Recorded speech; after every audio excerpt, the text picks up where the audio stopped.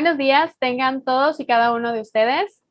Quiero, a nombre de la Sociedad Mexicana de Ingeniería Geotécnica, darles la más cordial de las bienvenidas a este segundo día de actividades de la 30ª Reunión Nacional de Ingeniería Geotécnica. Soy la maestra en Ingeniería Renata Alejandra González Rodríguez y el día de hoy tengo el honor de ser maestra de ceremonias y acompañarlos a lo largo de este día. Como primera actividad del día tenemos la quinta conferencia magistral Leonardo Sebar Wichers. Esta conferencia será dictada en el idioma español, pero para aquellos asistentes que lo requieran, se cuenta con una traducción en simultáneo al idioma inglés. Para poder acceder a esta traducción, ustedes podrán hacerlo justo al momento de ingresar a la sala de conferencias virtuales, justo en la sección que aparece en estos momentos en su pantalla.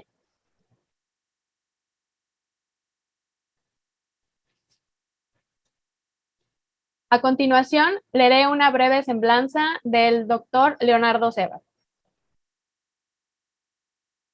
El doctor Leonardo Sebar, oriundo del estado de Veracruz, nació el 27 de noviembre de 1914 y falleció el 16 de febrero de 2010 en la Ciudad de México.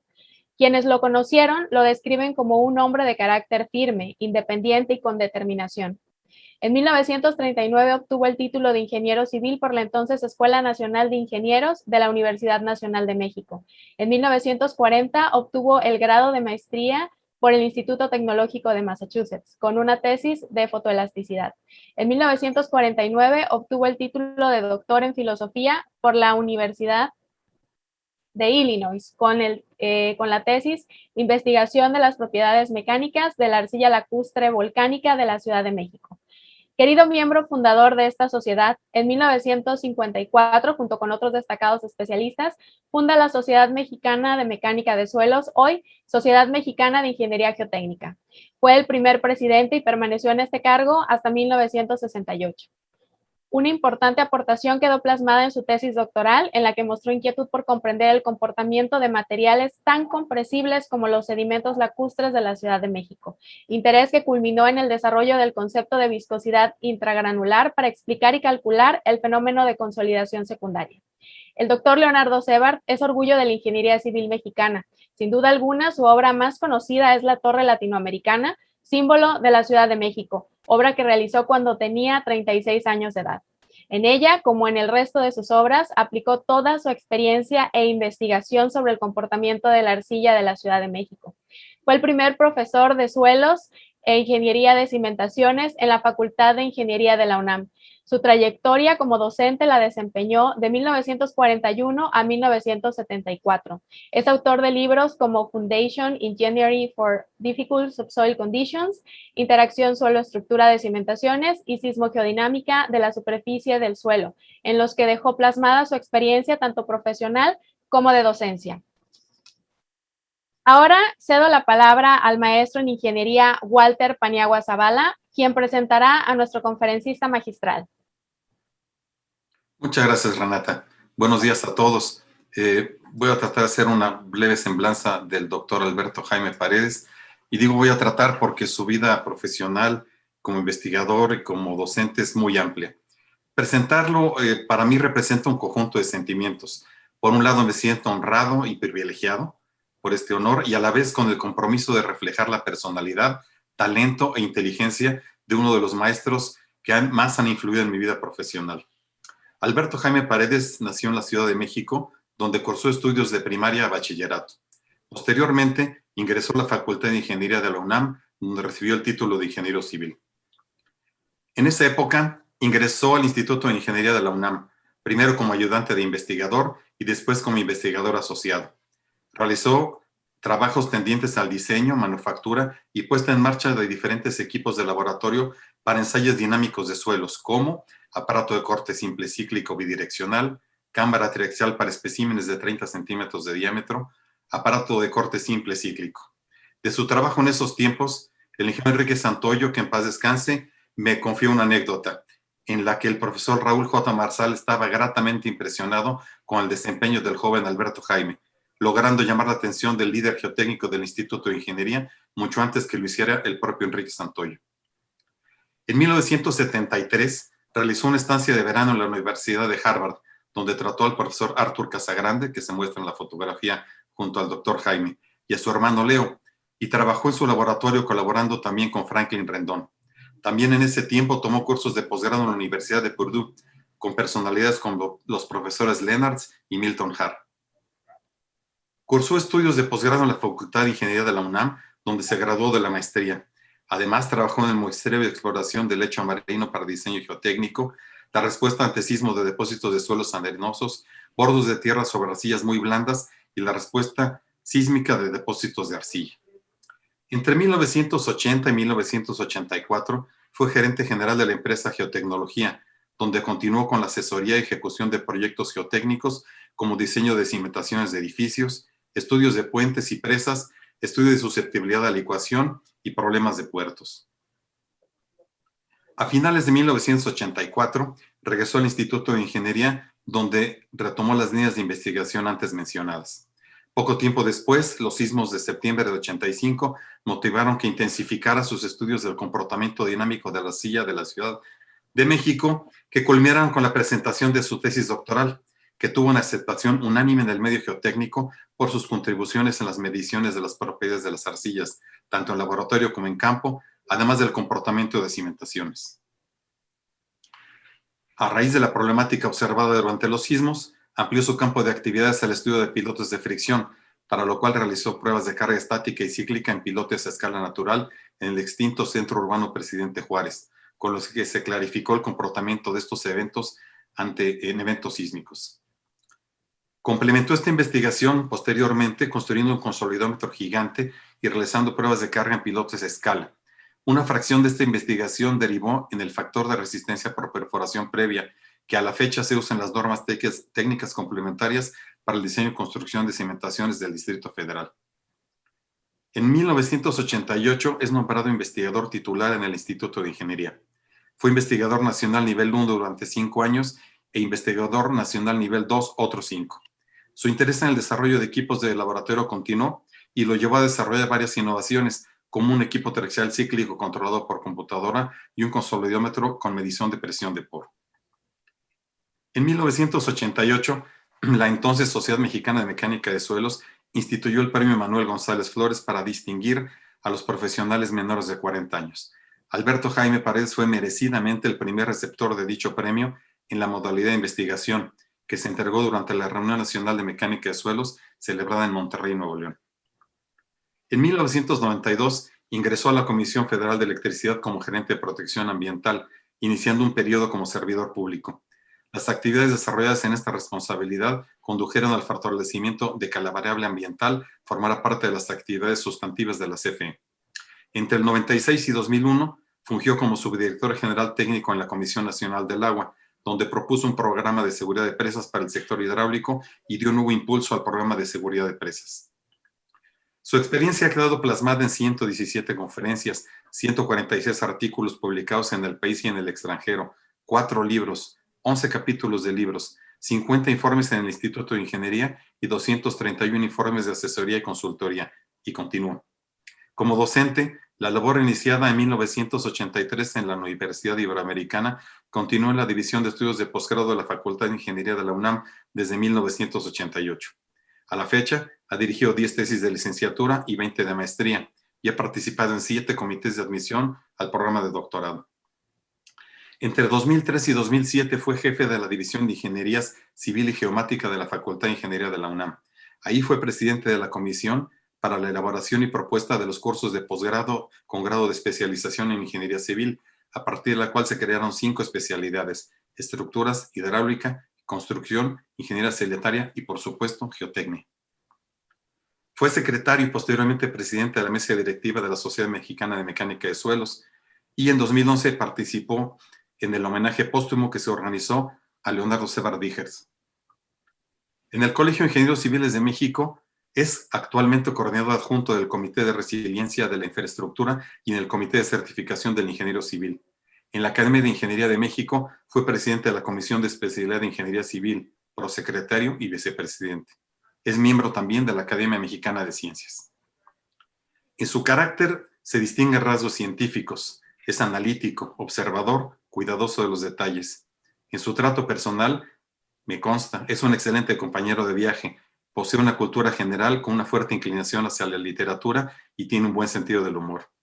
Cuando empecé a tratar a Alberto Jaime Paredes en 1983, me hizo una advertencia que conservo aún en la memoria y que ahora reconozco en Ortega y Gasset. Me dijo, para que se produzcan resultados favorables, deben conjuntarse tres elementos indispensables: hombre, chispa y circunstancia. Puedo afirmar sin temor a equivocarme que en el caso del quinto conferencista Leonardo Sevar Vigers, estos tres elementos se han conjuntado muchas veces a lo largo de su vida. Les presento entonces al quinto conferencista Leonardo Sevar Vigers, doctor Alberto Jaime Paredes.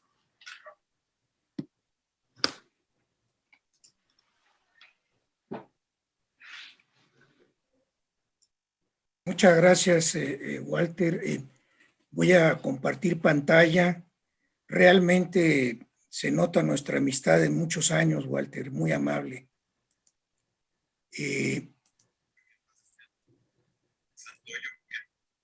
Creo que ya se ve mi pantalla. ¿Sí la ven? Perfecto. Esto la voy a poner en modo de presentación.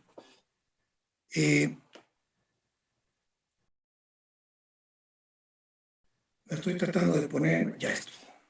Ahí estamos. De verdad agradezco mucho tus palabras, Walter.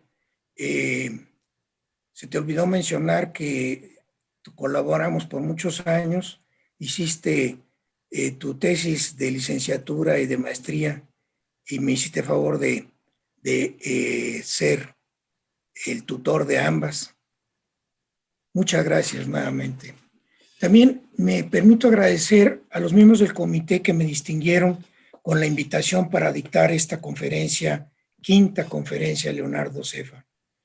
También añado que me siento muy contento de participar en esta 30 Reunión Nacional de Ingeniería Geotécnica, en la que las otras dos conferencias magistrales las han dado o las dirán dos queridos colegas y amigos, los doctores Efraín Obando y Manuel Mendoza.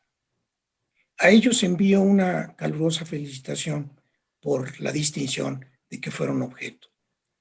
El presidente de la mesa directiva del SMIG merece para mí un reconocimiento especial porque el último año de su gestión fue especialmente difícil dada la pandemia.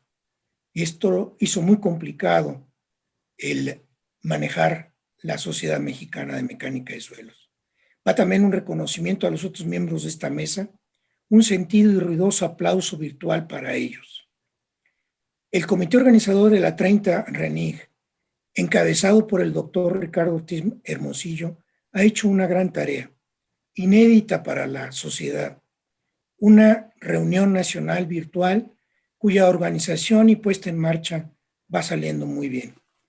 Gracias.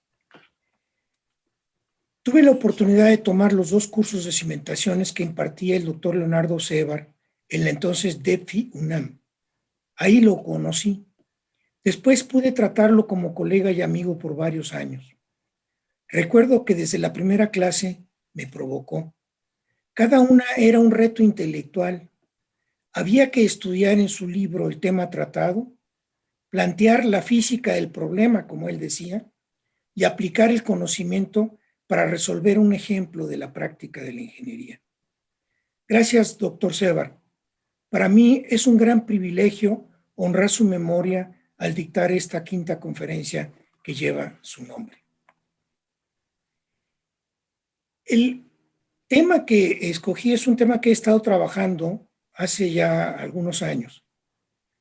Es un tema que es controvertido, se habla mucho de él y se dan opiniones a veces sin fundamento.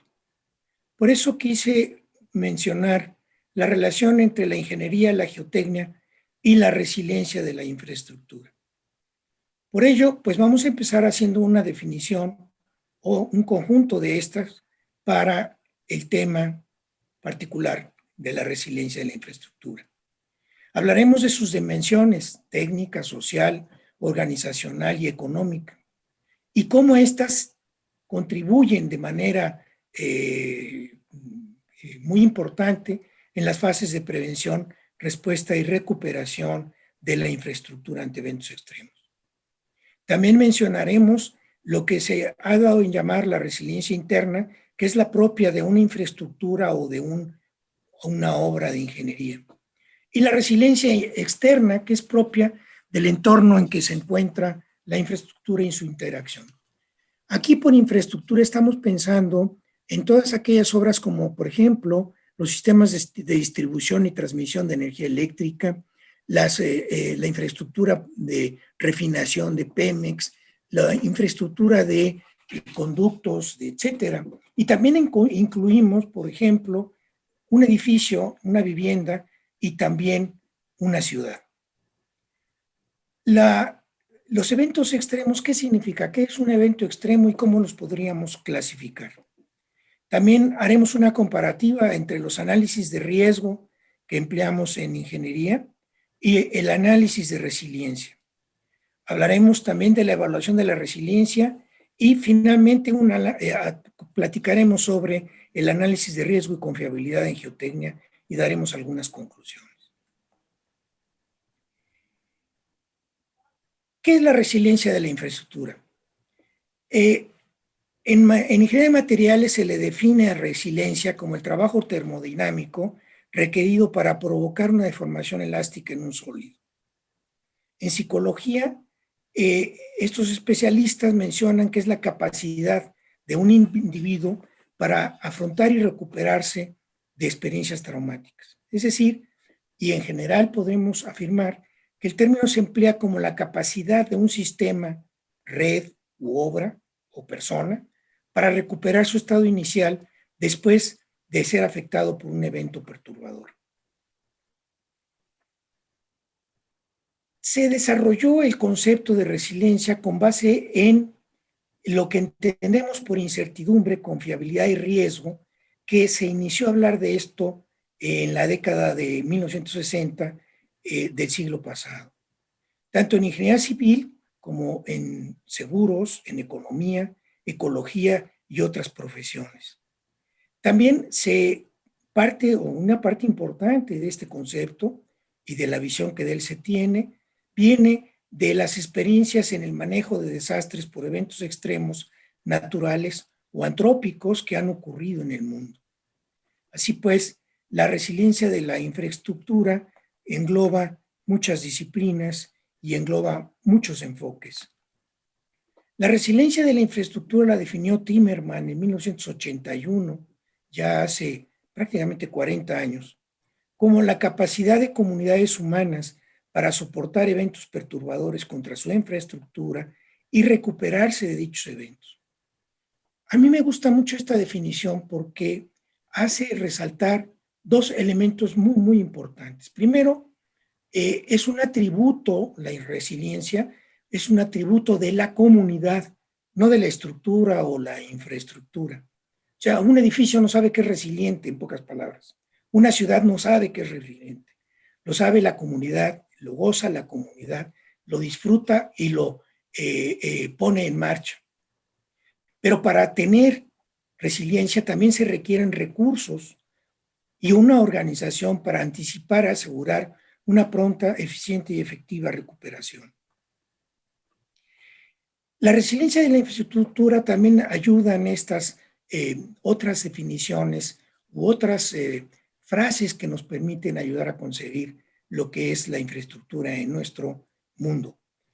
De acuerdo con el Departamento de Seguridad Interior de los Estados Unidos, resiliencia de la infraestructura es la capacidad de reducir la magnitud y duración de los efectos de fenómenos perturbadores. La eficiencia de una infraestructura, sistema o empresa resiliente, como vemos en la lámina, depende de la capacidad de anticipar, absorber, adaptarse y recuperarse rápidamente de un fenómeno potencialmente perturbador. Y sin duda es responsabilidad de la comunidad, dueño, operador, usuarios y autoridades que esto ocurra de esta manera. Quiero aclarar que el estudio o la conferencia que estamos en este momento compartiendo con todos ustedes ha sido basada en una revisión muy extensa de la literatura, tanto de académicos como de ingenieros en la práctica que han estado interesados en este tema. Pero también se ha tomado muy en cuenta aquellas opiniones que han formado políticas públicas de países como Canadá, Estados Unidos, Inglaterra, la Unión Europea, Japón y otros, incluyendo Australia, desde luego, y Nueva Zelanda. Esto lo aclaro para decir que es que la búsqueda fue muy intensa y no se trata de la opinión pues, ahora sí que a la trompatalega, como diría el profesor Emilio Rosenbluth, sino que es la reflexión de muchos años de muchos investigadores y inquietos por el tema y de políticas públicas que se han instaurado en otros países y en otras regiones. Se puede decir que los componentes de la resiliencia es los que ven ustedes en la pantalla. Consta de 4 dimensiones y 4 elementos, los cuales combinados adecuadamente producen 3 resultados. Las dimensiones son técnica, en donde los ingenieros y los ingenieros geotecnistas en particular tenemos mucho que decir, pero también hay una parte organizacional, social y económica, en la cual también tenemos cosas y podemos actuar de manera muy intensa para participar en esto de la resiliencia de la infraestructura. Los elementos que la componen son resistencia, confiabilidad, redundancia y respuesta y recuperación, y estos elementos deben ir distribuidos en cada una de las dimensiones. O sea, la técnica tiene que tener resistencia, confiabilidad, redundancia y respuesta y recuperación. La organizacional, la social y la económica de igual manera. Combinados, como decía hace un momento, adecuadamente nos producen 3 resultados. Más confiabilidad de la infraestructura, una rápida recuperación en caso de un evento extremo y un menor número de consecuencias. Ahí ven ustedes de una manera gráfica lo que significa resiliencia en términos de sus dimensiones: técnica, organizacional, social, que incluye política, y económica. En la parte técnica, lo que podemos decir en pocas palabras es que el análisis, diseño y construcción debe minimizar la posibilidad de una falla catastrófica. Que haya una operación eficiente de la infraestructura, o de la estructura en particular, o de la red o sistema, y que el mantenimiento se lleve a cabo con regularidad. Y además, que haya un monitoreo de puntos o zonas críticas del sistema de que se trate. En la parte de organización, quiere esto decir que el operador, dueño y usuarios de la infraestructura están conscientes y preparados de que puede haber elementos extremos que pueden hacer que se altere el funcionamiento común o cotidiano de la infraestructura en la que se encuentra o que opera. También dentro de la organización es hablar de una operación eficiente. Se habla también de que se observa el comportamiento de la infraestructura y además también se hacen simulacros para poder tener una visión muy clara, muy cercana de lo que debe hacerse en caso de un evento, cualquiera que este sea. Después los vamos a mencionar y haremos una distinción de cada uno de ellos. También que se cuenta con procedimientos y manuales para saber qué hacer en un momento determinado. La parte social y política, esto implica que existe protección civil, que hay cuerpos de ayuda, que hay voluntarios, y esto no solamente se refiere a nivel de las autoridades, se refiere a nivel de la institución o del sistema del que estamos hablando. Muchos de ustedes viven en condominios y son ustedes condóminos. Yo les pregunto si han hecho alguna vez algún ensayo de protección civil dentro de su condominio para enfrentar un incendio o un sismo. Si hay un cuerpo de voluntarios dentro de su edificio, ustedes que son usuarios del mismo, en donde puedan ellos orientar qué hacer durante una emergencia. Por ejemplo, cuando suena la alarma aquí en el caso de la Ciudad de México, la alarma sísmica. Y si hay ya puestos caminos o rutas de evacuación. La social y política, pues, también implica que esto sí es una parte muy importante de las autoridades, pero también es muy importante desde el punto de vista del ingeniero, del dueño de la obra y del que va a ser el responsable de la misma. Que esta infraestructura esté de acuerdo con reglamentos y normas dentro de la parte de su diseño y construcción y desde luego operación y puesta en fuera de servicio. Pero también hay otros reglamentos y normas que corresponden a la autoridad para saber qué hacer en caso de un problema mayor. La comunidad debe estar consciente de los riesgos de su ciudad y región. Debe haber una comunicación con y entre los usuarios de la infraestructura y la comunidad. También debe haber equipos de soporte, equipos de auxilio, de manera muy importante y destacada, ambulancias, hospitales, sistemas de alerta, albergues, para poder dar refugio, en su caso, a damnificados. Dentro de la parte económica es muy importante tener fondos para prevención, para previsión de estas emergencias. Que este fondo económico sirve justamente para preparar al usuario y al dueño para enfrentar un evento extraordinario. También debe haber un fondo económico para enfrentar emergencias y un fondo para reparar y o sustituir la parte dañada de la ciudad, del sistema, del edificio. Y les vuelvo a preguntar a ustedes como condóminos o dueños de una casa en particular, les pregunto, ¿ustedes como condóminos tienen asegurado su edificio? Esto es una pregunta importante que nos debemos de hacer. Es cada vez más importante en todos los niveles poder asegurar la propiedad en la que vivimos. ¿Por qué? Pues por muchísimas razones, pero una de ellas es para poder enfrentar de manera más adecuada un evento extremo.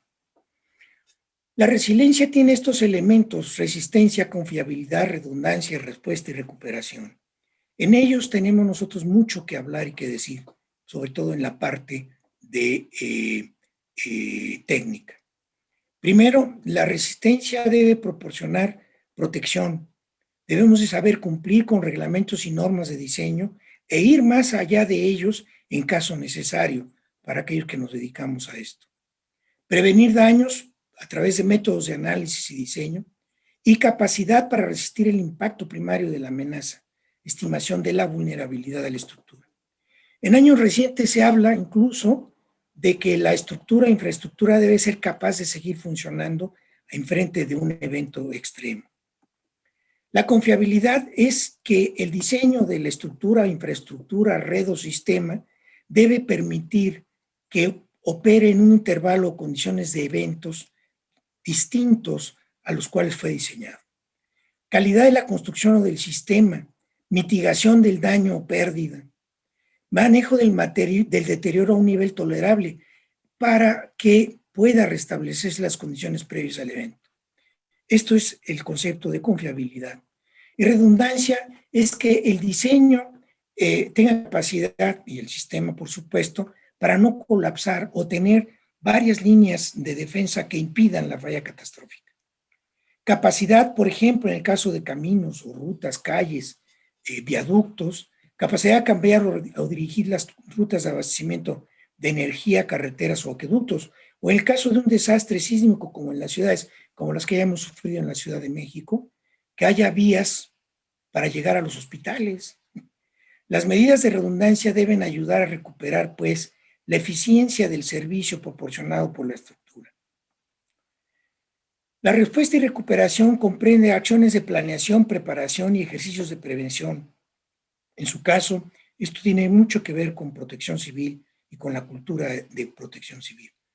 Restaurar los servicios rápido y las medidas de recuperación deben ayudar a mejorar la respuesta de la infraestructura al tomar en cuenta lo ocurrido. O sea, tenemos que observar qué pasó, cómo pasó, qué daños le produjo a nuestra infraestructura tal evento para poder aprender de eso y aplicarlo en lo siguiente.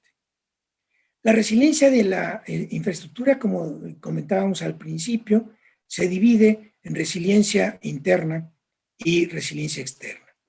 La resiliencia interna se refiere a aquella propia de la infraestructura, red o sistema. También tiene que cumplir con las dimensiones técnica, organizacional, social y económica. Ahí en la diapositiva pueden ustedes observar algunas de las ideas más claras y acciones que comprenden cada una de estas dimensiones. Es técnica, pues que el diseño y la construcción sean confiables, que haya una operación y mantenimiento adecuados, que tenga un sistema de monitoreo, que tenga equipos, alarmas y sistemas de respuesta ante emergencias. La organizacional, pues que haya procedimientos y manuales para manejo de crisis, un compromiso del dueño y operador, y también que haya una preparación del encargado del manejo de las emergencias y una preparación del personal de operación. En lo social, pues debe haber una comunicación eficiente con y entre los usuarios, conciencia y preparación del operador, usuarios y comunidad, y que haya brigadas de orientación y auxilio. En la parte económica, que los fondos económicos debe haber fondos económicos para la prevención, atención de emergencias y reparaciones y seguros. De igual manera, vamos a ver que las líneas de acción de cada una de las dimensiones, esto es producto de una investigación en donde se hicieron una serie de seminarios y consultas para ver cuáles de estas líneas de acción de cada una de las dimensiones de la resiliencia interna tenían mayor importancia durante la prevención, la respuesta o la recuperación. El número 10 significa la mayor importancia. El número cercano a 1 es de menor importancia. Como ven en la parte técnica, los ingenieros tenemos, por supuesto, muchísimo que decir, porque tenemos el deber de hacer un diseño y construcción confiables. También debemos ver que el mantenimiento y los sistemas de monitoreo existan en nuestra infraestructura. Y vean cómo en la respuesta los equipos, alarmas y sistemas de respuesta ante las emergencias son de la mayor importancia. Y así pueden ustedes ver cómo algunas de estas líneas de acción son más importantes que otras. Otras, desde luego, esta lista no es exhaustiva, pero muestra algunas de las líneas de acción más importantes de cada una de estas dimensiones. En la parte social, vean que la conciencia y preparación de los operadores y usuarios del sistema durante la respuesta al evento extremo es de la mayor importancia. Y por supuesto que es de la mayor importancia para la prevención y la recuperación. La resiliencia externa es prácticamente lo mismo, pero con los aspectos correspondientes a las autoridades. Se refiere al entorno, a la ciudad, al Estado, al país. Sus dimensiones son las mismas: técnica, organizacional, social, política y económica. En la técnica, las ciudades, los estados, los países deben contar con reglamentos y normas técnicas de diseño, construcción y operación de equipos, de sistemas, de redes. Les recuerdo que, por ejemplo, una red muy importante en este momento para todos nosotros es el Internet. Ha habido ataques cibernéticos enormes en nuestro país para hackear cuentas de banco, etcétera. Eso es un evento extremo, es un evento para el cual tenemos que estar preparados y para el cual también debe haber reglamentos, normas y técnicas. No nada más nos estamos refiriendo aquí a aspectos de construcción o de ingeniería civil. Esto engloba todas las ingenierías. En la organizacional, que el gobierno tenga realmente un compromiso de protección civil, que haya equipos de respuesta ante situaciones de diversos tipos. No solamente suceden amenazas o eventos de tipo sísmico o de tipo de inundaciones, también puede haber amenazas de tipo químico o amenazas a la salud provenientes de la contaminación de algunos de nuestras termoeléctricas a las cuales le están metiendo combustóleo en este momento. Para ello tiene que haber leyes, reglamentos y normas ad hoc y el compromiso de los 3 niveles de gobierno justamente para hacer cumplir estas leyes y estos reglamentos. En la parte social debe haber una comunicación y liderazgo eficiente con la comunidad. De esto tenemos también ejemplos muy claros en México. La falta de liderazgo durante el sismo, bueno, de 1985 hizo que la población tomara el liderazgo. Concientización y preparación de usuarios y comunidad. La gobernanza ante emergencias, ¿qué hacer? ¿Cómo evitar el pillaje, el abuso? ¿Cómo defender a los gobernados? Brigadas de orientación y auxilio. Y en la parte económica, desde luego, proveer con fondos para la prevención, la atención durante la emergencia y la reconstrucción. Y por supuesto, que toda nuestra infraestructura, como las presas, como carreteras, como hospitales, etcétera, estén asegurados. La resiliencia externa, ahí ven ustedes las partes más importantes, las calificaciones de 10 corresponden a leyes y reglamentos ad hoc, a un fondo público para prevención y atención de emergencias. Desafortunadamente en este gobierno los desaparecieron. En la parte social debemos de seguir con la preparación de la comunidad ante emergencias.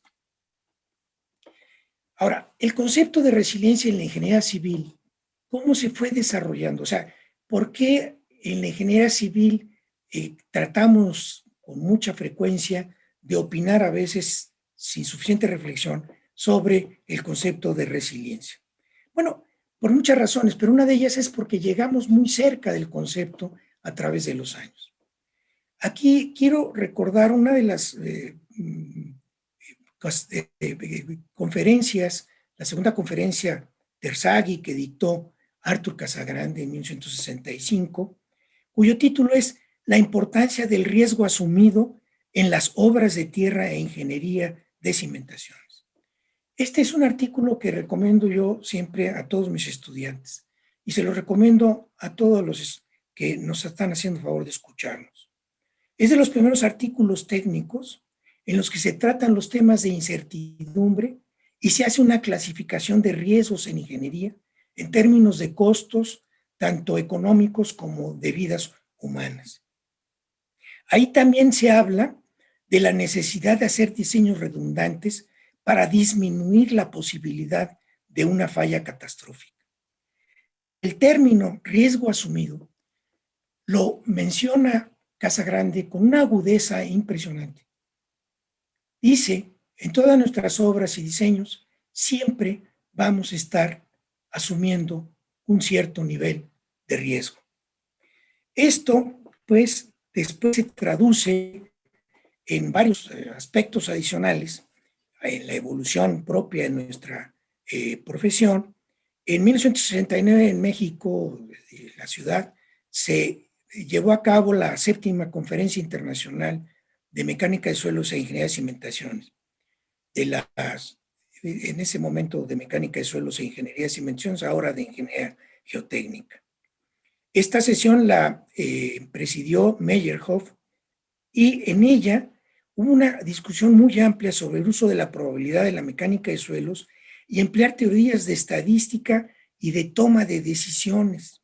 Además, habla de que debemos considerar como variables aleatorias tanto las cargas o acciones actuantes sobre las estructuras, la estratigrafía y los parámetros del suelo. Ya para la década de 1970 del siglo pasado, se habla de manera natural de incertidumbre en la estimación de las acciones en las estructuras y de su comportamiento. También ya se escucha la probabilidad de falla y confiabilidad, así como la distinción entre falla frágil y dúctil, con objeto, esta última, de evitar el colapso. Se distingue además la falla catastrófica de la falla de servicio. Estos términos evolucionan en estados límites de falla y de servicio, en la jerga de estructuras, sísmica y de geotecnia principalmente. Entre 1980 y 90 se empieza a hablar de diseño basado en confiabilidad. Se sigue trabajando en este siglo, muchos autores hay sobre el asunto, y en ingeniería estructural el concepto evoluciona a diseño por desempeño y hoy al diseño resiliente. Dentro de esta evolución, hace ya algunos años, la Asociación Internacional de Ingeniería Civil sobre Riesgo y Confiabilidad, SERRA por sus términos en inglés, se formó para promover justamente la educación, la investigación y la incorporación de los análisis de confiabilidad y riesgo a la práctica, y así decía el documento fundador, de la ingeniería estructural y de la mecánica de suelos. Esta asociación organiza cada 4 años, fundamentalmente eso es lo que se dedica, a organizar cada 4 años la conferencia ICASP. La primera tuvo lugar en Hong Kong, en China, en 1971. La sexta en México en 1991 y la tercera, la decimotercera en Seúl, Corea, en 2019. La ICASP ahora incluye a todas las disciplinas de la ingeniería civil, pues era natural que se vertiera todo este conocimiento también en las otras ramas de la ingeniería civil. Aquí cabe hacer una aclaración. Durante la sexta conferencia de ICASP en la Ciudad de México en 1991, el doctor Rosenbluth tiene un artículo muy interesante en el que dice: señores, creo que en los reglamentos nos hemos puesto como tarea muy importante, y lo es, el diseño, pero hemos hecho de lado la parte constructiva. A pesar de que el reglamento sí dice, el reglamento de construcciones para el Distrito Federal, no hay temas, o muy poquititos, llamadas sobre cómo construir y qué aspectos de la construcción cuidar. Esto me llamó mucho la atención y lo traigo a la palestra en esta conferencia, porque es muy importante no solamente el diseño, sino también la construcción y la operación finalmente. En esta misma línea, la ahora Sociedad Internacional de Mecánica de Suelos e Ingeniería Geotécnica estableció desde 1999 el Comité TC32, que hoy es el 304, que se llama Manejo y Estimación del Riesgo en la Práctica de la Ingeniería.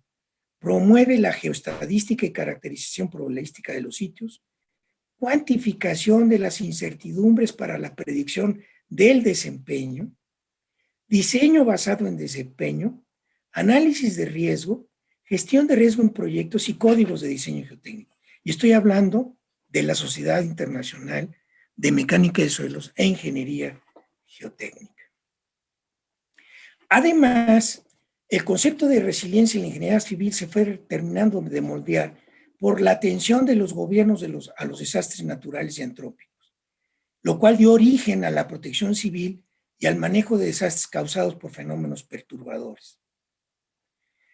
Pero hay que aclarar que las aseguradoras, casas de bolsa y la banca generaron metodologías contra eventos para evitar catástrofes de tipo financiero y caídas de las bolsas de valores. También, por su parte, la industria química, las empresas de energía eléctrica y las petroleras implementaron métodos para enfrentar desastres propios de su actividad y aquellos también que podían ser infligidos por fenómenos naturales. Es así que se fueron acuñando los conceptos de confiabilidad, amenaza, peligro, vulnerabilidad, riesgo y resiliencia. Es así que llegamos, pues, a este escenario. Ya tiene, pues, un desarrollo de varias décadas. Pero ahora, hemos hablado mucho de los eventos extremos. ¿Cuáles son los eventos extremos? Las amenazas naturales o antrópicas pueden ser predecibles, súbitas, silenciosas, no previstas en cadena, pueden ser provocadas por errores humanos y por actos terroristas. Pero también hay amenazas o conjuntos de ellas que no pueden ser identificadas de antemano. Y han ocurrido fallas catastróficas por eventos imposibles de ocurrir. Se decía, esto no puede ocurrir, no es posible que ocurra. Y al analizarlas, estas fallas, se encuentran razones y patrones generales. También es común que sistemas de apoyo fallen, no se les dio mantenimiento, o que las estructuras de contención y almacenamiento se desbordan y nadie lo nota. Los datos de monitoreo, esto es bien importante, no se analizan en tiempo y forma. Se toman, pero ni se analizan ni se pasan a la correspondiente toma de decisiones. También hay muchas señales de mal comportamiento ignoradas. Hay instrumentación sin calibrar que da mediciones erróneas o que de plano ya ni está funcionando. Y hay falta de comunicación, y esto es muy importante, con los tomadores de decisiones. Todas estas partes conforman lo que son los eventos extremos. Aquí hacemos una clasificación de los mismos en predecibles. Son aquellas tormentas, avenidas y huracanes que los podemos detectar con datos de estaciones climatológicas, hidrológicas, radares y con interpretación de imágenes satelitales. Podemos dar aviso con días de anticipación para tomar las medidas conducentes y adecuadas. Las tormentas y avenidas, además, con series históricas de datos, podemos estimar su probabilidad anual de ocurrencia y la intensidad de la misma, es decir, su peligrosidad. Los eventos extremos súbitos más connotados son los sismos. No se sabe cuándo ocurrirán. Con las series de datos históricos se determinan las fuentes de origen y la magnitud de los mismos, cómo pueden afectar un sitio, su periodo de retorno, incluso su espectro de sitio. Pero no sabemos cuándo ocurrirán. Los silenciosos son aquellos efectos acumulados que se perciben demasiado tarde. No hay método para identificar o estimar su intensidad ni su probabilidad de ocurrencia. Hay manifestaciones, cierto. En la Ciudad de México, la sobreexplotación del acuífero ha provocado un aumento regional y agrietamientos del suelo. Otro evento extremo silencioso es el envejecimiento de sistemas, redes y estructuras. Y en calles y carreteras, el incremento paulatino, pero seguidito, de cargas y repeticiones, es decir, volumen de tráfico. También hay errores humanos, mantenimiento inadecuado y control de calidad deficiente. Errores cometidos por el personal no pueden ser estimados en intensidad y frecuencia. Por ejemplo, la falla de una instalación por inadecuado manejo, desconocimiento de la operación, falta de mantenimiento. También hay eventos en cadena, hay un evento iniciador. Un ejemplo típico que se menciona en prácticamente todos los libros de un evento en cadena es lo que ocurrió en Fukushima, Japón. Este desastre nuclear en el que los reactores se fundieron después de un sismo, seguido de un tsunami y seguido de todo lo demás, las cadenas que ocurrieron dentro de la propia planta, que llevaron a un desastre impresionante. Vientos y lluvias, un huracán también tiran líneas de transmisión y distribución de electricidad, pero esto también impacta las comunicaciones. Entonces, hay eventos que inician y que se puede desatar una cadena de los mismos que puede hacerlo mucho más grave. Actos terroristas y perturbaciones socioorganizativas, por supuesto que estas son imposibles de detectar ni de poner su peligrosidad o estimar su intensidad y tipo de daños a la estructura. Ni siquiera podemos decir a qué infraestructura van a llegar. En ello también se incluyen los ataques cibernéticos, como los que mencionaba ya, a bancos del país, a Pemex, y también los robos de datos de diversas plataformas digitales como Facebook, Yahoo, etc. Bien, ¿qué es el análisis de resiliencia entonces y qué es el análisis de riesgo? Primero, los sistemas, obras y proyectos ingenieriles son producto de la mente del ingeniero, así como lo es su diseño, construcción o implementación. Pero además son operados y administrados por el ser humano para dar servicio a la sociedad. Todos estos factores son importantes en el análisis de resiliencia. No es importante solo la estructura, solo los fierros, digamos. Todo lo demás forma parte del concepto de resiliencia. La visión dominante en ingeniería es el análisis de riesgo, el cual incluye la estimación probabilista de daños y el manejo del mismo. En el análisis de riesgo es imprescindible, sin duda, la identificación de las posibles amenazas y su peligrosidad. Pero tenemos que varios tipos de infraestructura interactuando o redes complejas son imposibles de identificar sus amenazas. Se conocen hasta que ocurren. Hay pocos datos históricos de algunas amenazas que no se pueden modelar de manera probabilista su intensidad de ocurrencia, es decir, su peligrosidad. El funcionamiento también de obras y sistemas ingenieriles depende de factores técnicos, humanos, organizacionales, sociales y económicos. Esta dinámica involucra jerarquías temporales y espaciales. Es decir, La infraestructura tiene un manejo, tiene una gerencia, tiene un capataz, tiene un obrero, tiene etcétera. En los sistemas ingenieriles, los riesgos también emergen a través de interacciones no bien comprendidas entre componentes y procesos. También la secuencia de decisiones tomadas por el personal puede ser un factor muy importante en el análisis de resiliencia. La erraticidad de señales de falla y su interpretación o desdén y otras. Por tanto, siempre pueden ocurrir eventos no esperados o emergentes. En análisis de riesgo no siempre se puede determinar la probabilidad de daño. Dificultad también tenemos para estimar la probabilidad conjunta de dos o más eventos extremos, los cuales combinados pueden tener un efecto mayor que si ocurrieran de manera independiente. En muchos casos, además, no sabemos determinar cómo se propaga la falla y su evolución en los sistemas, redes u obras ingenieriles.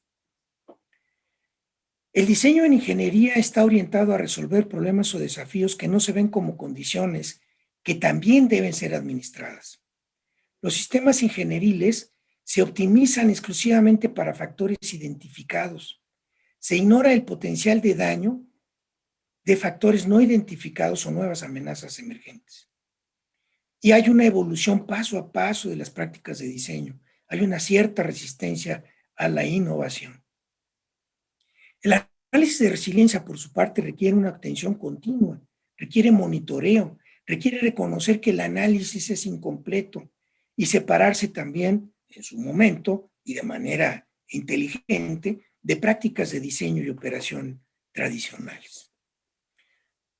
En resumen, el análisis de resiliencia requiere prepararse para lo inesperado y situaciones cambiantes.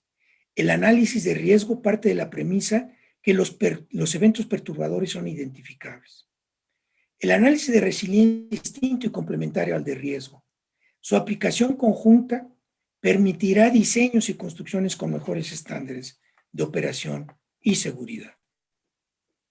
¿Qué es el análisis? ¿En qué se basa el análisis de resiliencia?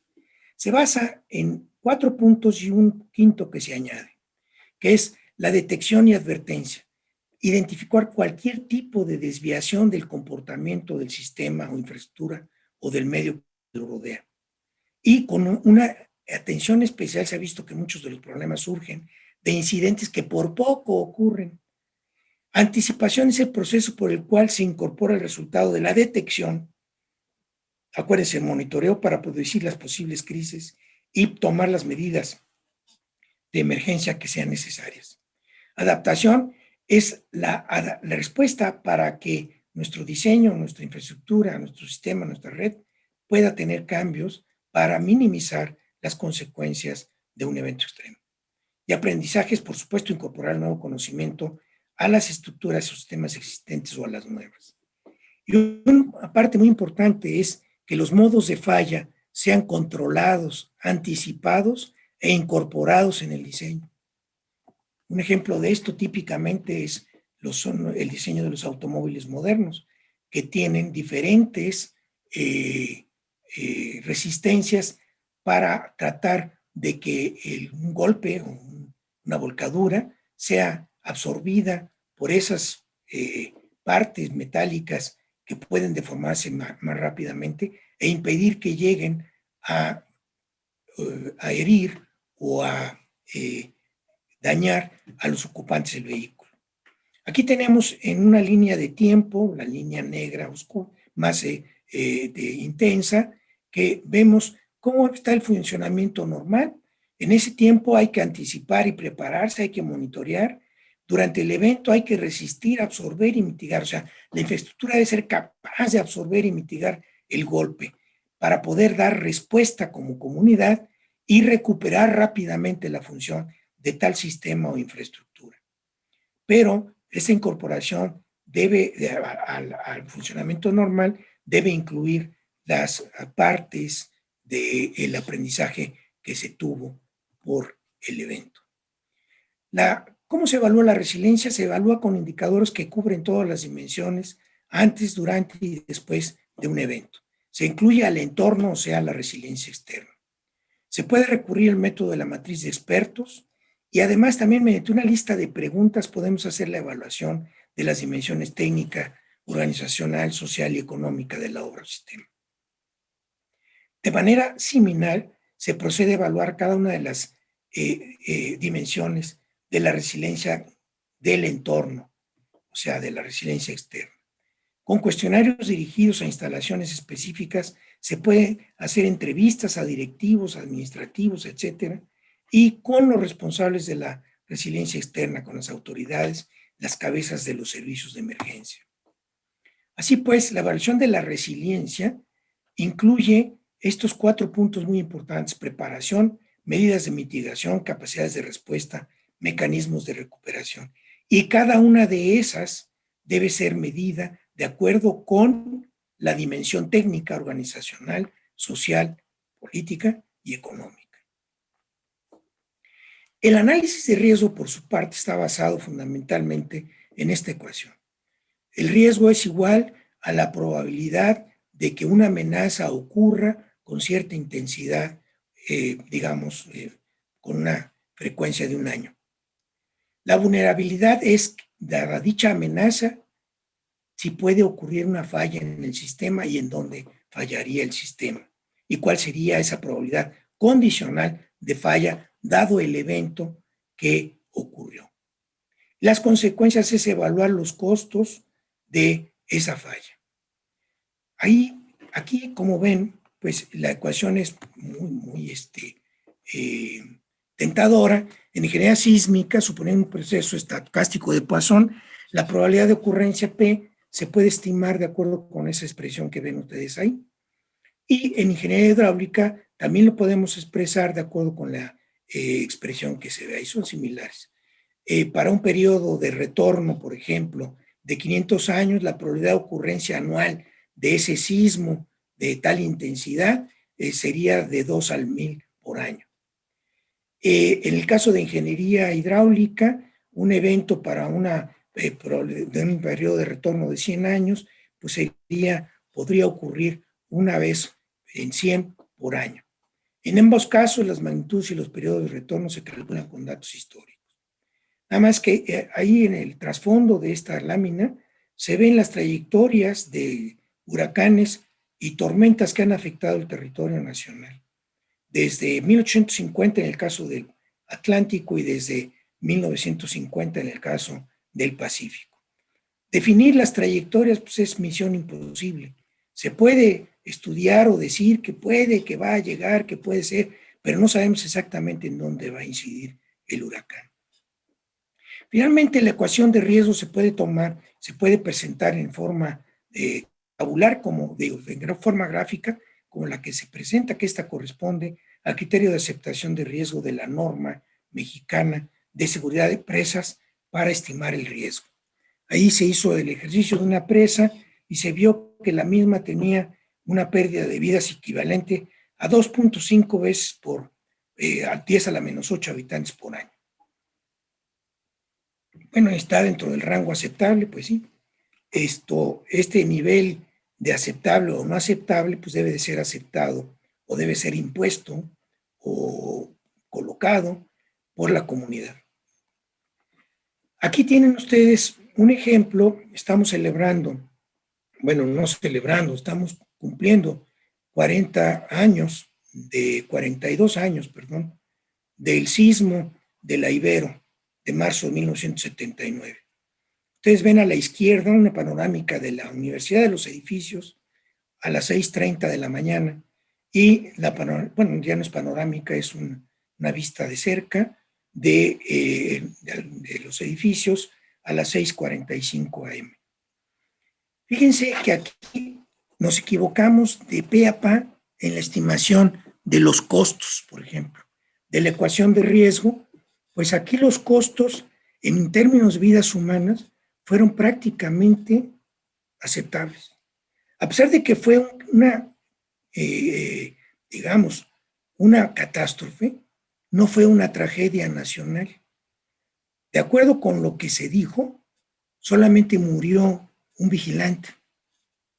Si este sismo hubiera ocurrido a las 7:15 de la mañana o 7:30, nos hubiéramos equivocado por 2 o 3 órdenes de magnitud en cuanto a los costos en número de vidas. Es decir, se estima que hubieran muerto más de 500, entre 500 y 1000 estudiantes y muchos más heridos. Entonces, este es un ejemplo, pues, de la dificultad que tenemos aún en la ingeniería civil, a pesar de que tengamos una ecuación que es muy importante, que es un marco de referencia que debemos emplear, pues los costos y el análisis de costos es difícil de estimar.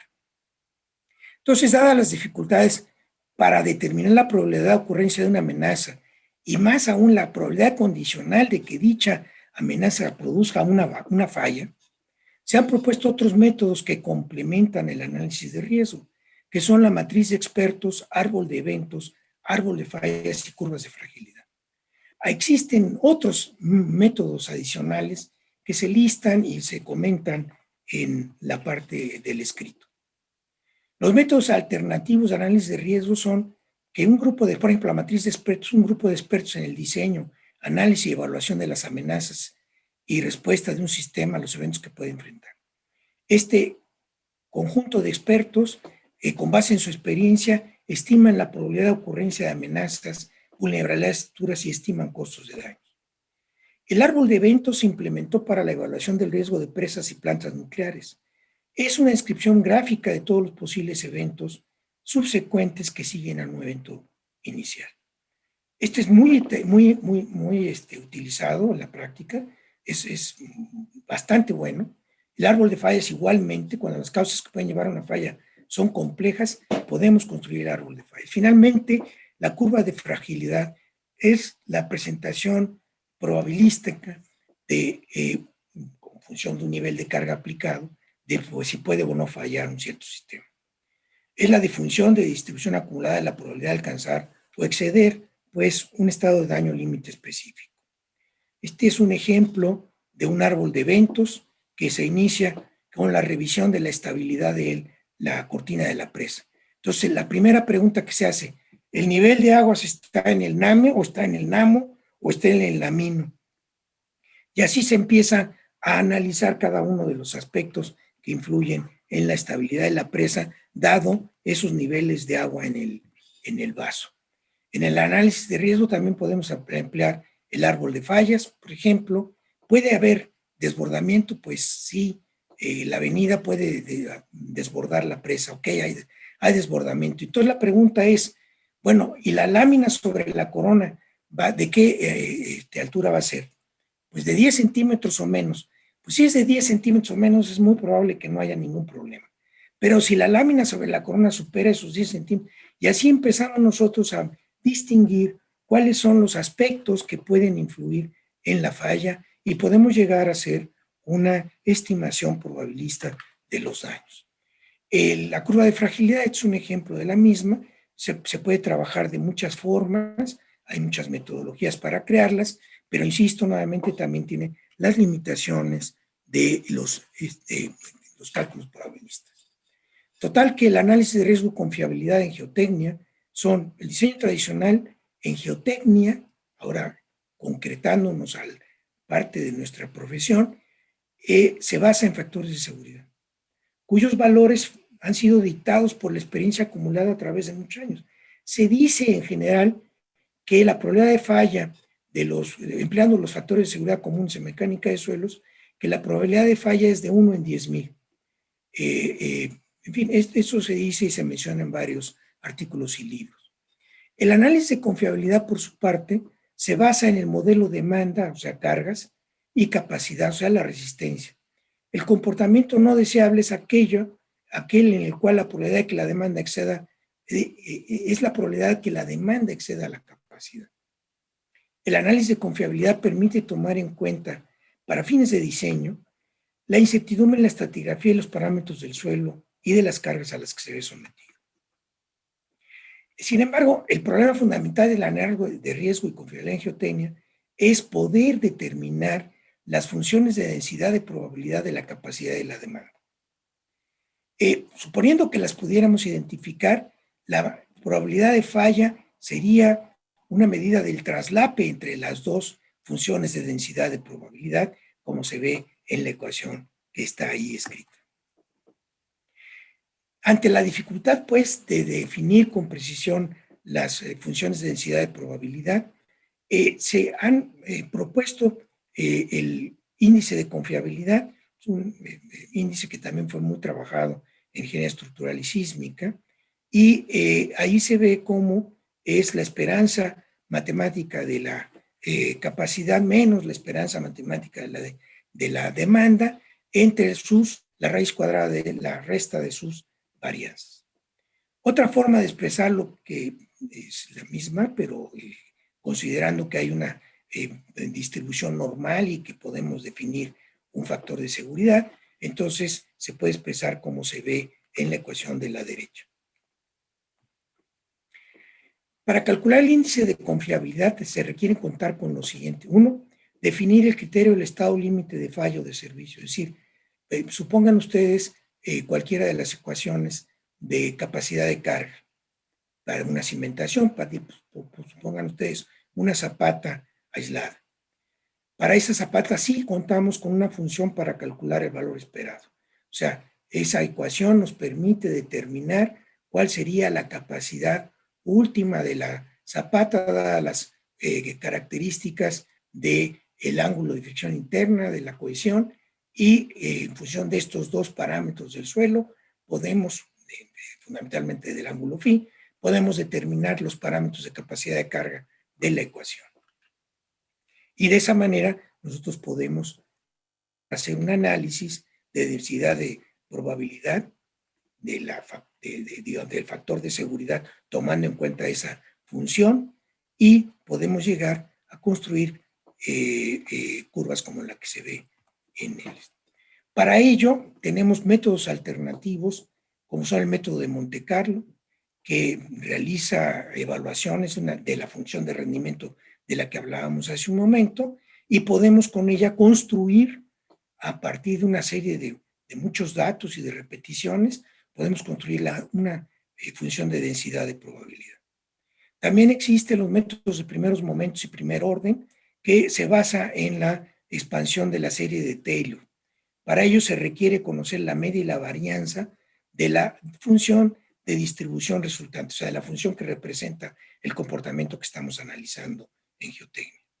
Y también existe el método de la regla de 3 sigma, que cuando no tenemos mucha más información que algunos datos, pues podemos considerar que, por ejemplo, en una distribución normal, prácticamente el 99% o más de los valores se encuentran comprendidos en el área que está ubicada entre menos 3 desviaciones estándares de la media y más 3 desviaciones estándares del valor medio. Con base en lo anterior se puede hacer una consideración y determinar la esperanza del comportamiento de esa estructura.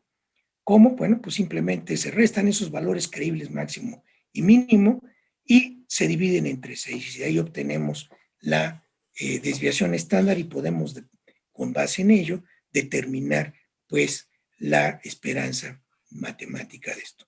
Este método, por supuesto, que es el más inexacto, pero pues da una idea, es una forma de hacer un análisis más o menos rápido y expedito. En conclusión, desde luego tengo que agregar que en el escrito se presentan algunos ejemplos desarrollados y algunos otros temas que no fue posible cubrir en esta exposición. Se habla de cuáles son los tipos de infraestructura, qué elementos se recomienda tomar en cuenta para mejorar la resiliencia de la infraestructura en el país, y también se hace un recuento del estado en el que se encuentra la resiliencia en general, la resiliencia de la infraestructura en nuestro país, en México. También se mencionan cosas muy importantes que para mí no puedo dejar de hacerlo ahora, como el programa de seguridad de presas que se tiene establecido en Conagua ya desde hace muchos años, que por cierto, yo no lo formé, yo le di un nuevo impulso cuando fui su director técnico, pero se debe a gentes como el profesor Marsal, como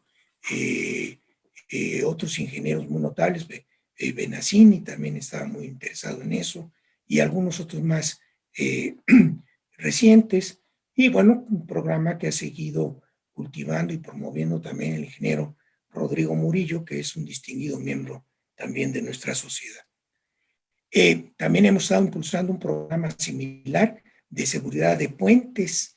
No sabemos ni siquiera cuántos puentes hay en todo el territorio nacional ni en el estado en que se encuentra. En fin, les recomiendo, pues, hago la propaganda como debo hacerlo, para que lean el escrito y ahí puedan ver algunas otras de las asuntos que se trataron, pero además también algunos de los temas con mayor amplitud. La resiliencia de la infraestructura, pues, tiene diversos atributos. Cuenta con 4 dimensiones: técnica, organizacional, social, política y económica.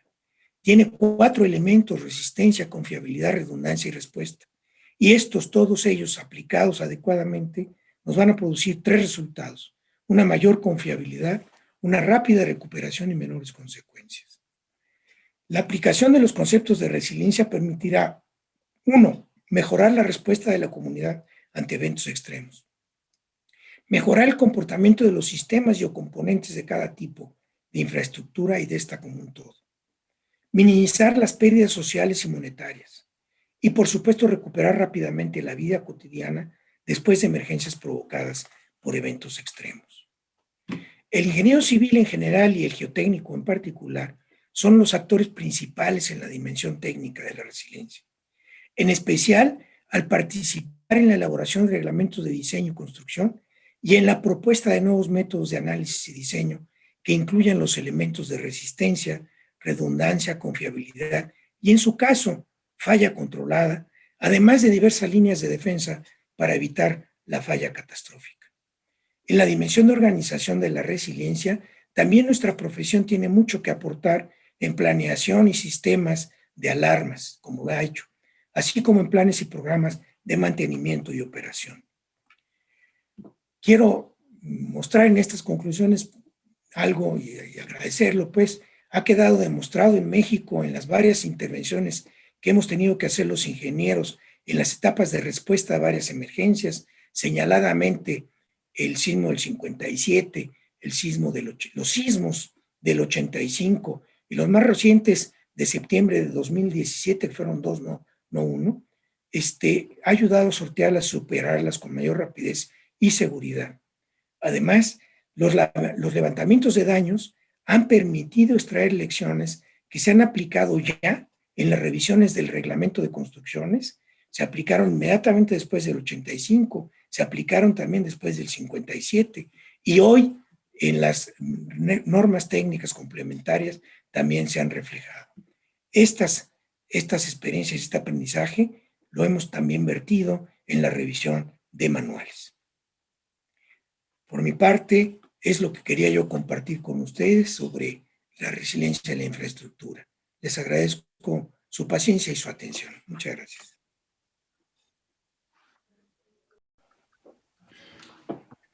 Doctor Alberto Jaime Paredes, la Sociedad Mexicana de Ingeniería Geotécnica le agradece mucho su participación como conferenciante de la 5ª conferencia Leonardo Sebart Vickers.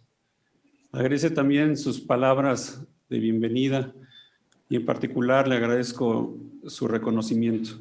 Sin embargo, este equipo, bueno, más bien este trabajo es elaborado por un equipo que está constituido por los maestros de ceremonias, nuestros presidentes de mesas técnicas y, por supuesto, todo el equipo de producción que se encuentra en la casa sede. A todos ellos yo en particular les agradezco.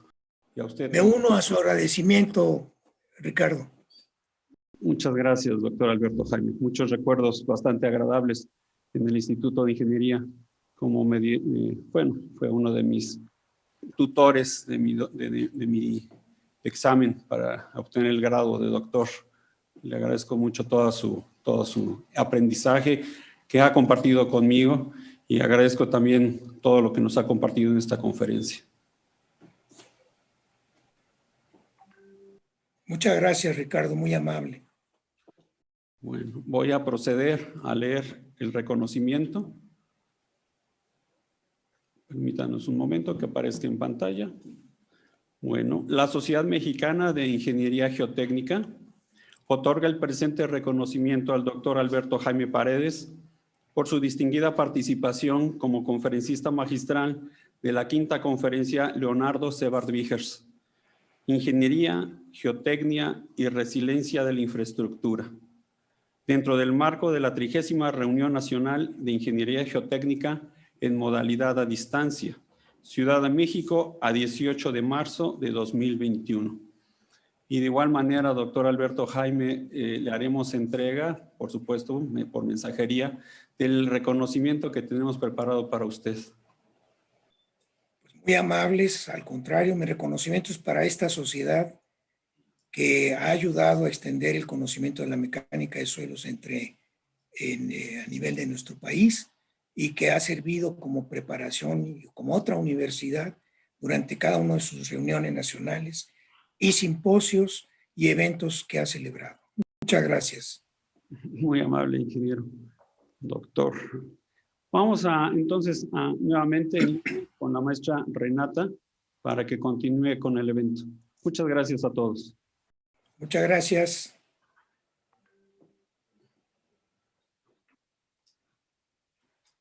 Ahora los invito a que veamos un video de nuestros patrocinadores.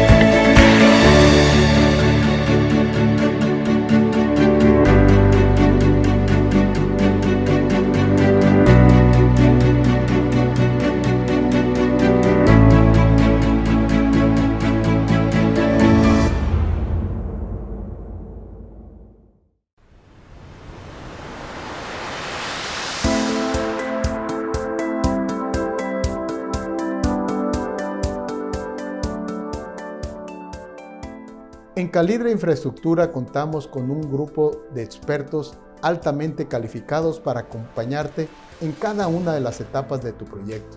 Desde las pruebas iniciales, el diseño, especificaciones, control de obra, eficiencia, supervisión. Estamos contigo para apoyarte. Al determinar la demanda mínima de cal mediante la prueba del pH, es posible satisfacer por completo las reacciones del suelo y así eliminar su comportamiento arcilloso. La estabilización con óxido de calcio mejora la calidad de los materiales del sitio, abatiendo su plasticidad y aumentando su capacidad de carga, lo que nos permite reducir espesores de las capas de pavimento. La estabilización nos permite reducir el efecto de la fatiga, aumentando así la durabilidad de la estructura de pavimento. Replicar en obra los valores obtenidos en laboratorio es fundamental. Como parte del servicio al cliente, el equipo de Calidra Infraestructura brinda la asesoría y acompañamiento técnico en obra para garantizar la correcta aplicación de nuestro producto, asimismo poder obtener los resultados proyectados. En Calidra Infraestructura nos especializamos en el tratamiento de suelos para que puedas aprovechar los materiales del lugar, sacando su mayor rendimiento posible y sus mejores propiedades mecánicas, para ser utilizado en obras de infraestructura vial, parques industriales y vivienda. En Calidra apoyamos en la obra pública para la integración de proyectos en la que la utilización de la cal es de suma importancia. Nosotros ayudamos a optimizar los recursos en las diferentes obras de infraestructura. Nuestras soluciones son a largo plazo y amigables con el medio ambiente, apegados a un actuar siempre ético, con eficiencia y sobre todo con mucha sensibilidad para brindar la mejor atención a nuestros clientes. Si bien para tomar la decisión de estabilizar un suelo, primero debemos de asegurarnos de conseguir buenas propiedades físicas y mecánicas, no hay que dejar a un lado el tema económico. Un material estabilizado, la mayoría de las veces presenta ahorros cuando lo comparamos con métodos tradicionales. Esto se logra al reducir drásticamente la carga, acarreo y compra del material, así como las regalías de los depósitos del material sobrante. En la construcción y reconstrucción de caminos, el tratamiento con Estabilical ha demostrado ser un poderoso aliado. Aprovechamos los materiales existentes, potencializamos sus propiedades alargando la vida útil de los mismos y a un mejor costo que las soluciones tradicionales. Para infraestructura hidráulica, Estabilical genera suelos impermeables y resistentes a los ciclos de humedecimiento y secado. El hidróxido de calcio de alta pureza es considerado como un filler activo en mezclas asfálticas, ya que debido a las interacciones químicas que tiene con el agregado pétreo y el asfalto, incrementa la resistencia a la deformación plástica, mejora la adherencia y retrasa la velocidad de envejecimiento del asfalto, alargando así su tiempo de vida útil. También incrementa la cohesión y la resistencia al daño por humedad de las bases recuperadas con asfalto espumado. Contamos con carbonato de calcio pulverizado de alta pureza que nos ayuda a ajustar las curvas granulométricas de mezclas asfálticas tipo SMA, discontinuas, open grade, gap grade y otros tipos de tratamientos superficiales. Nuestros servicios incluyen asesoría en las áreas de geotecnia, diseño de pavimento y especificaciones de construcción para asegurar la calidad de tu proyecto. Al lograr la estabilización, consigues seguridad en tu proyecto. Hagamos proyectos más rentables, aprovechando al máximo los suelos del lugar. En Calidra Infraestructura somos aliados de tus proyectos. Conocemos y entendemos los suelos, comprendemos tus necesidades. En Calidra estamos preparados para ser un gran equipo contigo y lograr que sea todo un éxito tu proyecto.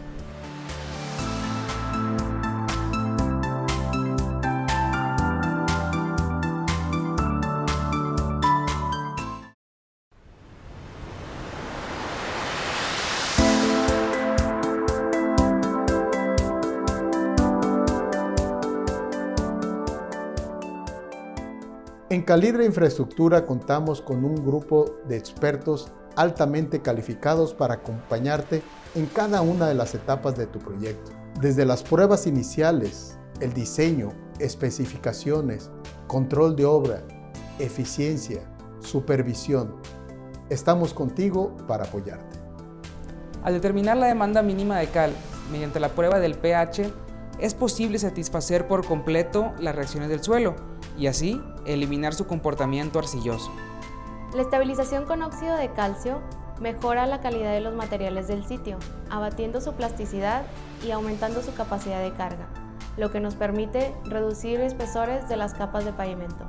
La estabilización nos permite reducir el efecto de la fatiga, aumentando así la durabilidad de la estructura de pavimento.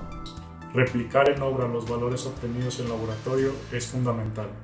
Como parte del servicio al cliente, el equipo de Calibre Infraestructura brinda la asesoría y acompañamiento técnico en obra para garantizar la correcta aplicación de nuestro producto. Asimismo, poder obtener los resultados proyectados.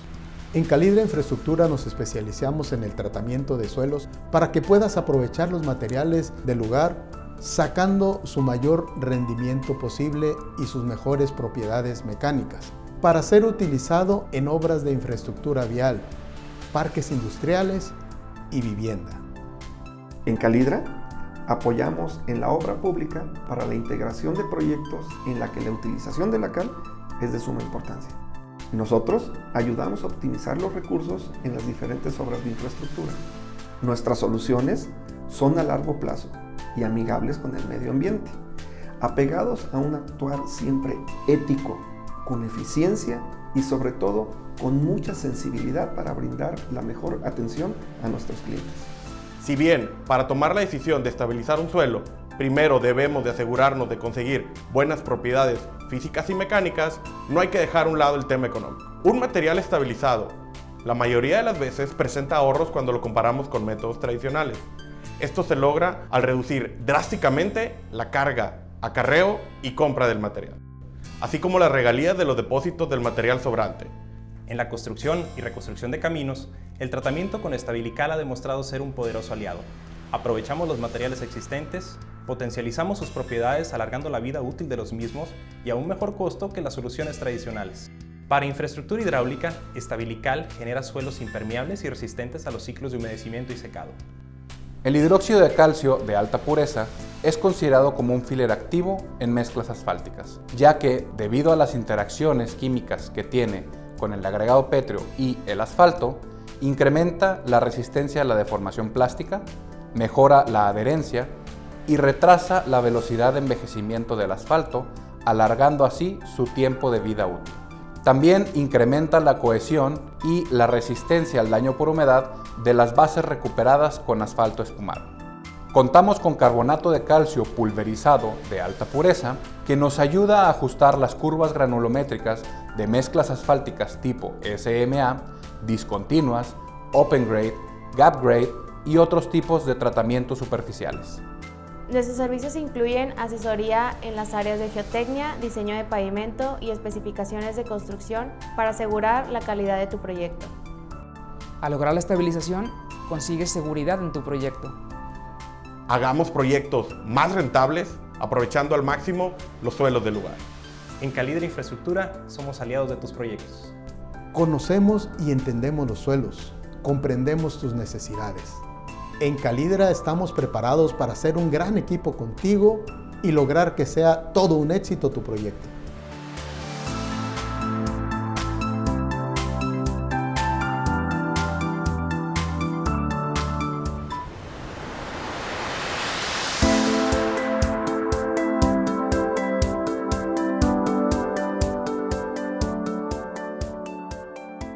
En Calidra Infraestructura contamos con un grupo de expertos altamente calificados para acompañarte en cada una de las etapas de tu proyecto. Desde las pruebas iniciales, el diseño, especificaciones, control de obra, eficiencia, supervisión.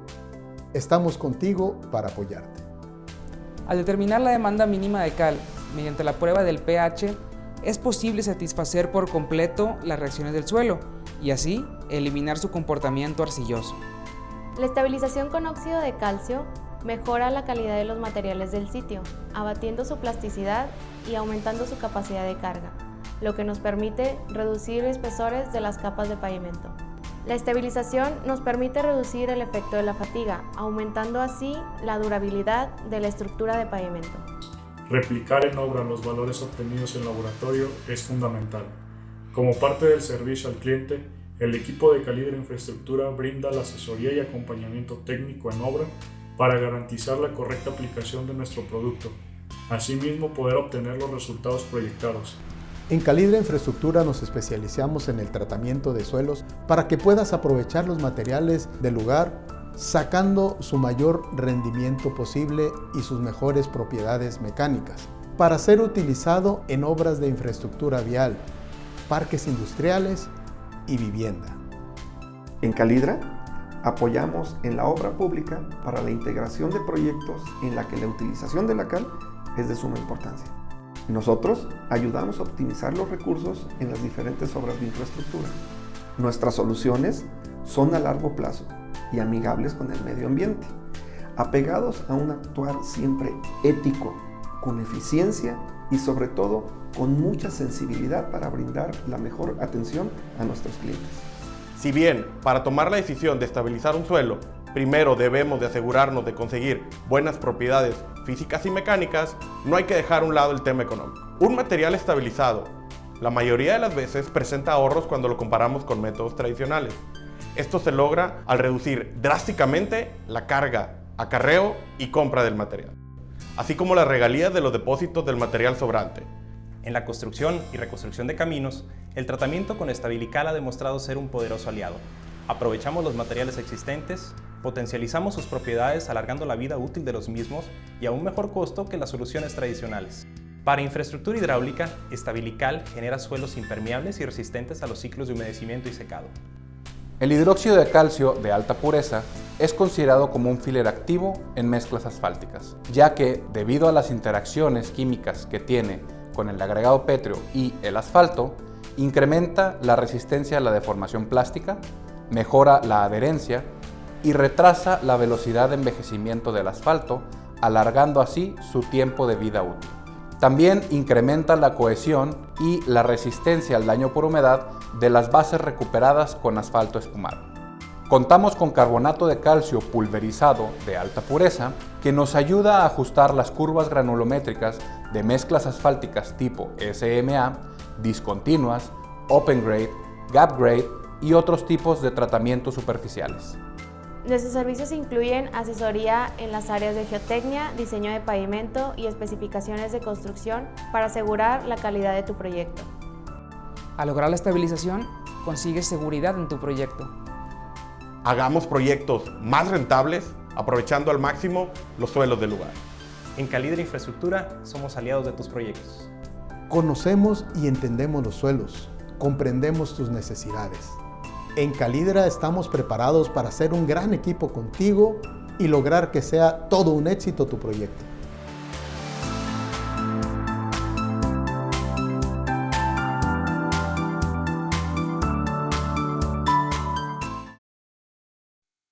Quiero agradecer la participación de nuestros patrocinadores, ya que sin ellos este evento no sería posible.